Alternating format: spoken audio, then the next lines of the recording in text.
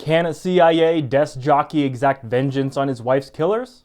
Yeah, in a tangentially methodical but meandering kind of way. Hey yo, what's good? Welcome to The Gist, with me, Jared. Rami Malek stars in The Amateur, and this movie is aptly titled because it doesn't really excel, it's just okay. The premise is what got me interested in this film. I am a sucker for a good vengeance tale with violence, action, and a decent enough story. So I was curious to see how this movie would handle the analyst who's clearly out of his depth. I like the way that sounds. What you got in mind? Despite its potential to do something daring or provide a take that we seldom see, The Amateur played it safe. Though it's a bit clunky of a first arc, the movie does do a decent job at establishing the loving husband and wife relationship between Rami Malek and Rachel Brosnahan.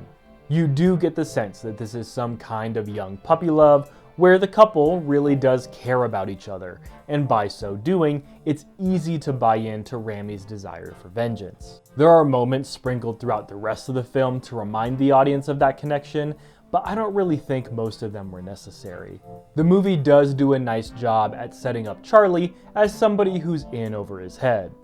The way he dupes his CIA higher-ups was good in showcasing some level of cunning, strategy, and intelligence.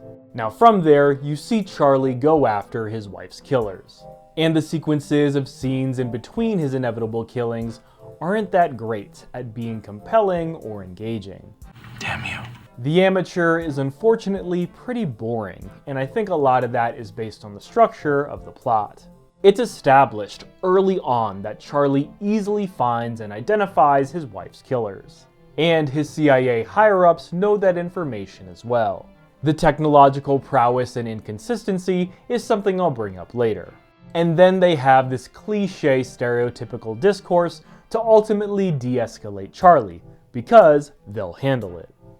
Let me see your identification. You don't need to see his identification. We don't need to see his identification. These aren't the droids you're looking for. These aren't the droids we're looking for. Obviously, this only further compels Charlie to take action into his own hands. Upon which it's revealed that the CIA higher-ups are also quasi-implicated in his wife's death. The movie doesn't do a great job at explaining that part either. I think that the early reveal of the higher-ups' malfeasance undercut what could have been an interesting turn of events. For example, let's say Charlie is still somehow able to find who his wife's killers are with ease, and then when he is basically told to stand down, he goes along with it. He doesn't revisit his superiors to coerce them into giving him training that ultimately he doesn't use nor does he need. Rather, he takes an extended leave of absence. And then, when the bodies start to pile up, his higher-ups are too late.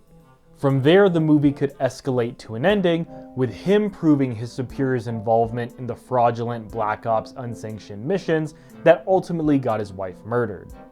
Sure, we would have lost Charlie's first display of cunning and strategy, but I think this dynamic could have been a better option to improve the sense of suspense and intrigue. The CIA's goose chase could have been more convincing this way, as it paints them as trying to do their job, and the end reveals they were actually trying to cover up their actions, versus trying to cover up everything from the start.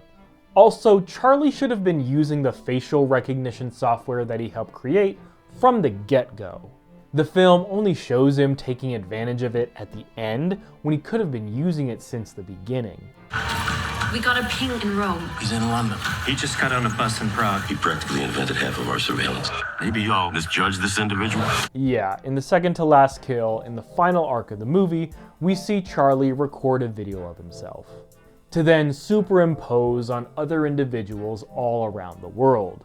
All he needed was a laptop and phone, of which he had for 90% of the movie. He easily could have done this at the beginning, but didn't because of reasons. Son of a... You done messed up, Aaron! Instead, the plot conveniently has more experienced field operatives not be able to catch him, even when they're right on his tracks. Changing the way the story was structured could have cut out or maybe even improved the inexperienced new CIA director plotline, and useless tactical training sequences. I would have preferred if the movie showcased more ways for Charlie to use his intelligence to get the best of the CIA and his wife's killers. If the movie really wanted to show us how much of a combat operative Charlie is not, it should have been shown that Charlie sought out after Lawrence Fishburne or John Bernthal for training himself. Not that he coerced his higher-ups to give him the training. That part of the movie was not believable. And again, the only thing he uses from his CIA field operative training was learning how to make a bomb, of which he could have learned elsewhere. He YouTubed a lockpicking video, and it worked on the first try. Now Rami Malek does do a good job with this role. It's not a character he's entirely unfamiliar with, as he's played the nerdy, kind of socially awkward but intelligent tech guy before. I was just disappointed that this movie didn't ask more of him or give him the opportunity to show more range as an actor. I think it would have been more interesting to see Charlie explore his morality and the destruction of his morality because his wife was killed. Early on, the movie establishes that Charlie struggles with the reality of taking someone's life. This was fairly interesting initially, but I think it would have been better if the movie leaned into a more sadistic and broken evolution of Charlie. Even the moments where Charlie does manifest his vengeance didn't elicit a strong sense of vindication or justice. They just happened.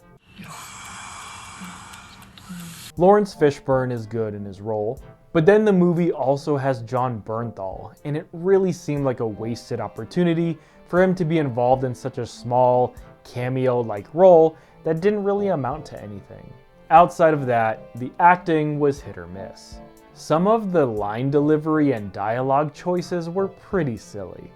As briefly touched on before, The Amateur is paced pretty slowly. The audience knows what's going to happen with these kinds of movies. And since the setup scenes in between the inevitable story beats didn't do all that much to engage, you could really feel the 2-hour runtime. And that's the gist for some of my thoughts on The Amateur. This film is just alright. If you're at all interested, it's probably a movie you're better off catching on streaming. If you have seen it, let me know what you think. Hit me up, let me know your thoughts in the comments down below. I'll catch you next time on The Gist.